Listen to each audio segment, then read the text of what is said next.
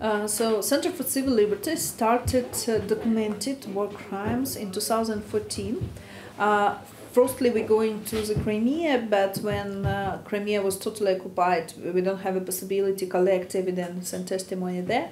But when it happened in Donbass, some of territory was occupied, but after this released, and that give us first possibility to go to field mission and collect all the evidence, collect all the testimonies which we can find there. That was place of illegal detention.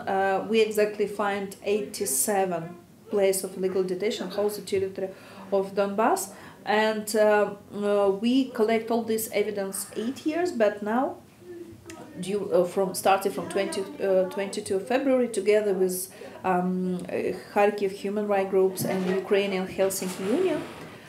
Together with them, we founded initiative Tribunal for Putin, which now join 32 different organizations from whole the territory of Ukraine, who collect testimonies and evidence about potential war crimes in occupied and non-occupied territory. I mean, in occupied territory, it's mostly open source collection and collection from people who stay there, and some have a possibility to send the information from there.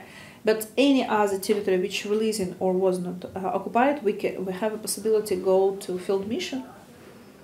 So, and now our responsibility is Kiev and Kiev region. So there we're going at field mission and collect testimonies and evidence about all the war crimes what happened there.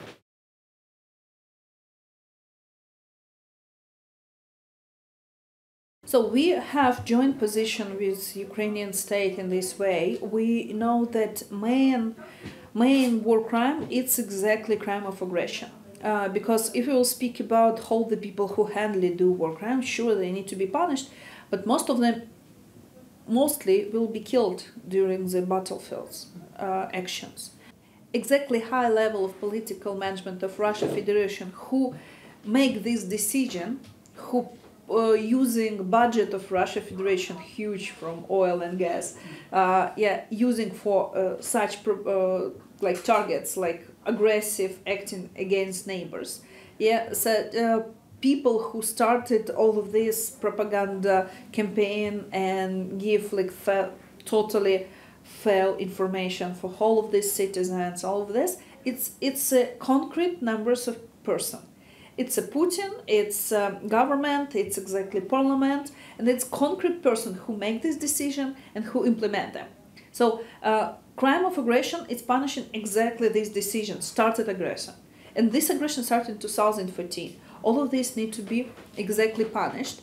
And that's why it's really complicated. It's challenge because nobody judged crime of aggression from Nuremberg and Kentucky Tribunal. So during the modern history after Second World War, it's not happened never. So for us, it's really challenged, but we understood that it's not only responsibility to find justice for all the Ukrainians who are suffering from war crimes, but it's a possibility to give precedent and to give mechanism all the previous war crimes victims in Syria, Mozambique, Chechnya, Georgia, Moldova, where exactly Russian Federation not first time using this aggressive politics of war crimes, which how exactly acting their army. They do that every time, everywhere where they go in, like with so-called peaceful operations.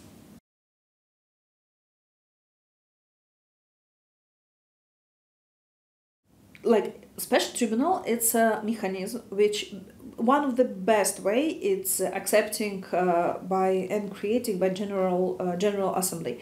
Why so? Because we have a problem with international immunity of president, any country's Minister of Foreign Affairs, and exactly head of government. But exactly these three persons, it's biggest target in Russia Federation case.